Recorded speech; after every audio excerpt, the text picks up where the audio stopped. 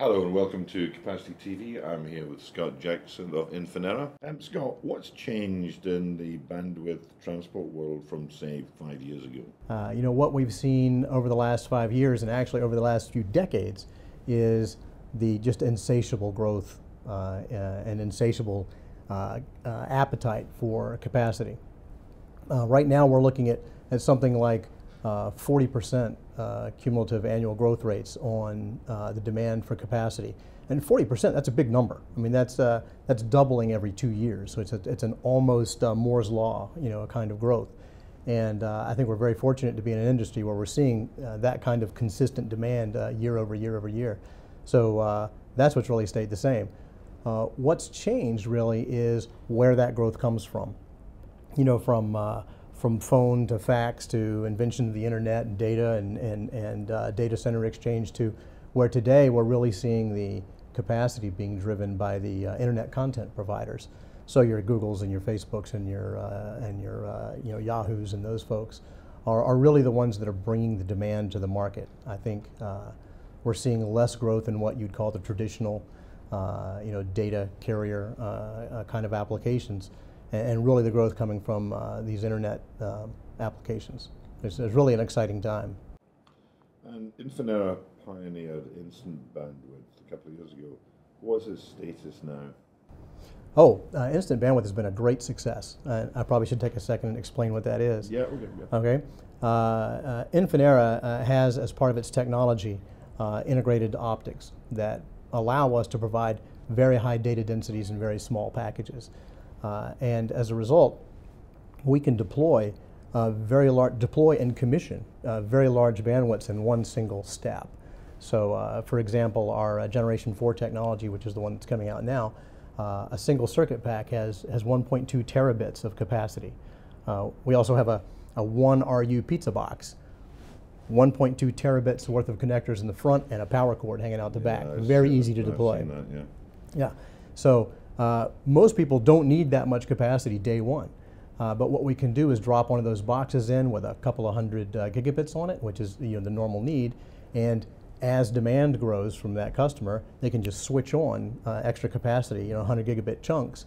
And they can do it literally in seconds, about 20 seconds from when you decide you want it. Click a mouse. Right. It's online, commissioned, error-free, ready to go.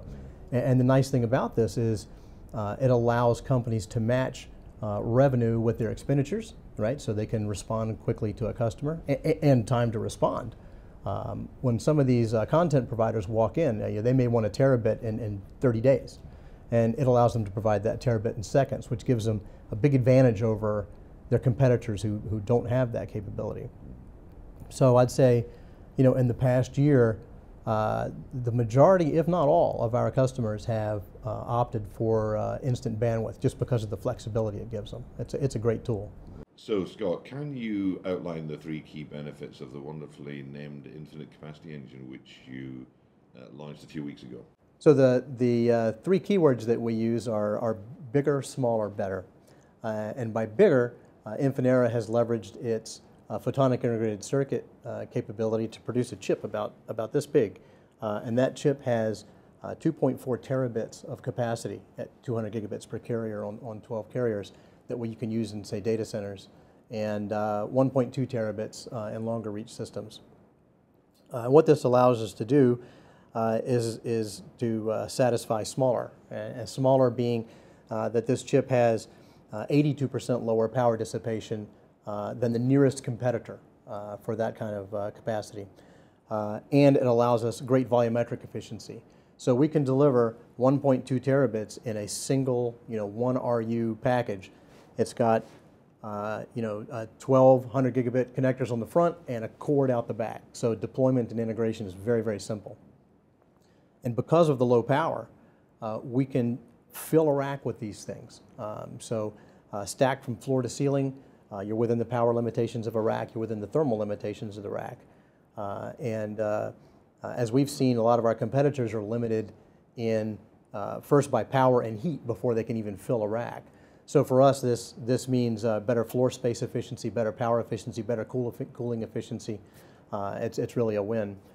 And the third, better, is that we've brought to bear some new modulation technologies. Infinera is introducing subcarriers, which allows us to take each of these individual carriers in a super channel and break it up into multiple subcarriers. There's several benefits from that. One is there's a nonlinear benefit from lowering symbol rates in each of these subcarriers. We also get better dispersion tolerance because of the narrower bandwidth. But most importantly, it gives us several new knobs to adjust. So we can control polarization state per subcarrier, we can control modulation type per subcarrier. There's a lot of interesting things we can do that give us excellent bandwidth reach products out of the subcarriers. So we're also introducing FEC gain sharing, and this is something only Infinera can do because of our architecture in this PIC. And what we do there is, if we have multiple channels, if we have a weak channel on the edge somewhere that maybe is below an FEC correction limit, we can take some of the gains, the strengths from a strong channel and share it with that weak channel and pull it up to be a productive contributor to total capacity. With the new modulation types, some new nonlinear correction schemes, and FEC sharing, we're seeing some dramatic increases in the total capacity we can offer on a system. And what are your customers at this show and outside in recent meetings discussing with you? Actually, we've had a lot of discussions on how to use all these features that we've brought to bear. When we initially introduced to the customers instant bandwidth, a feature called sliceability. Sliceability is where we can take any of the channels in a super channel group and send them to any receiver individually. You know, in traditional systems, you have to send all of the carriers to a single receiver, which if you had multiple stations on the far end, required you to deploy multiple cards. Well, no longer. You can put one card in and steer wavelengths in different directions. And you can tune any channel to any other channel in wavelength. So the opportunity to retune and fine-grained control, the opportunity to steer in different directions, and you couple this with instant bandwidth, and the options for a supplier are tremendous. So when we introduced these, they were well received, and now that they've been out for a while, people are coming back even more excited with more in-depth questions on how you apply all these dimensions of flexibility to their network, and they're seeing some real savings. So it's great stuff. And that brings me another fairly obvious question. How important is security at the lower regions of the network? Security is becoming more and more important in the industry. I think what you've seen in data leaks and in foreign country espionage and those sorts of things, people are interested in seeing painless, right, easy to deploy encryption. One of the things that we bring in our 4th generation is AES 256 grade encryption all the way down at layer 1. Plug and play, you plug it in, you can get it, turn it on, you got it. It's of most interest right now intra-data center and inter-data center, but we anticipate seeing that creep out into the rest of the network as people become more aware of the vulnerabilities you face by not having your traffic encrypted. Scott, thank you very much for coming in to talk to us. Thanks for your very interesting information about Infinera. This is CapacityTV. Thank you very much.